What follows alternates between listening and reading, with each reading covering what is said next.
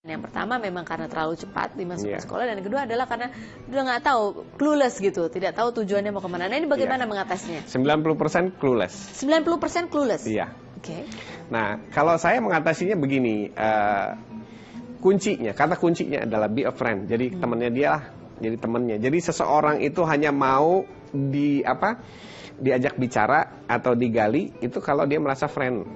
Terus yang kedua, dia mau dengar nasihat kita hanya kalau kita friend sama dia. Makanya kata kuncinya seperti tadi waktu ibu bilang anak saya nggak mau sekolah, oh bagus. Ya pada saat bilang bagus, nak kamu nggak mau sekolah, awal yang baik. Oh gitu, kenapa? Oh iya, awal yang baik. Karena pertanyaan orang mau pergi itu pertama kan harusnya alamat dulu.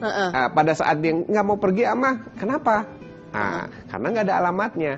Jadi pada saat anak nggak mau sekolah itu tanda-tanda bahwa dia butuh alamat dulu, baru dia mau jalan. Atau dia tahu dulu mau jadi apa, baru sekolah. Karena kita ini terbalik, menyuruh anak sekolah tanpa memberitahu jadi apa. Jadi sebenarnya kalau anak nggak mau sekolah karena clueless itu bagus, berarti dia punya pertanyaan yang sangat kritis. Kritis itu adalah pertanyaan kunci. Makanya sebagian besar anak yang mogok sekolah saya bimbing kebuka langsung jadi. Jadi harus dicari passionnya tuh. Iya, sampai ada yang dapat di beasiswa di Australia dari mogok sekolah itu. Jadi awalnya waktu mogok sekolah saya bilang gini. Nah, tadinya udah petantang-petantang ya, udah bakal dinasehatin kali sama saya. Ngomong ngelawan gitu ya. Iya. Ngelawan. Saya bilang, ibunya bilang ini nggak mau sekolah. Bagus, keren. Awal yang bagus, calon orang hebat. Saya bilang, kaget dia kan gitu. Ya sudah nak, nggak usah sekolah. Saya bilang begitu. Jadi saya malah bela dia. Kalau perlu ayah yang minta izin sama orang tuamu, mulai besok kamu nggak usah sekolah. Baru cair mukanya, ngelihat saya, wah sohib ini. Wah ngerti nih dia. Ya. Ngerti ya, gitu. Nah awalnya dari situ dulu, baru nanti kita, ngomong-ngomong kalau nggak sekolah, apa aktivitasnya? Nah baru kita bicara aktivitas. Pengennya apa sih? Yang dipengenin kalau pas nggak sekolah tuh ngapain isinya? Gitu. Coba bayangin deh yang kamu selama ini pengen lakukan tapi terhalang oleh sekolah apa? Itu awalnya. Akhirnya si anak-anak mulai menyebutkan yang satu ini, yang satu itu, yang salah satu yang fenomenal nih sekarang dapat beasiswa. Aku tuh sebenarnya suka ngeband. Oke, mulai besok ngeband. Saya bilang begitu. Kaget lagi orang tuanya kan. Tenang saya bilang. Wah, terima hasil beres. Jadi dia ngeband. Terus selain ngeband apa? Saya bilang gitu. Kita bikin plan minggu depan. Kapan kamu ngeband, kapan kamu diving. Nah, mulai dijalanin lagi. Habis begitu saya tanya, mana kira-kira yang lebih asik ngeband sama diving?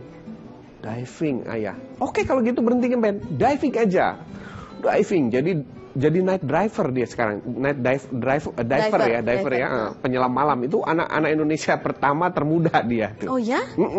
Night diver. Iya. Terus kemudian bisa dapat beasiswa? Saya bilang begini. Kamu udah suka nih nyelam, tapi kalau nyelam doang nak, asal kamu tahu ya, nyelam doang nih nggak ada punya uang, susah hidup. Jadi kamu harus pikirin nak, bagaimana dengan nyelamu itu kamu jadi orang hebat dan bisa menghasilkan. Kira-kira apa profesinya? Kamu cari deh. Dia cari, akhirnya ketemu. Apa? Namanya marine biologist diver. Itu sekolah berarti ya. Nah baru setelah itu kita bicara sekolahnya. Sekolahnya di mana? Ada sekolahnya nggak? Ada ayah. Di mana? Di Denmark, di Australia, sama di Tohoku Jepang.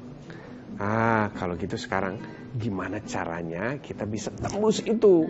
Kalau nggak ada biaya, cari beasiswa. Iya. Jadi dia punya tujuan tuh Ibu Ita harus ngobrol dulu ya. Kalau nggak bawa aja kayak Edi.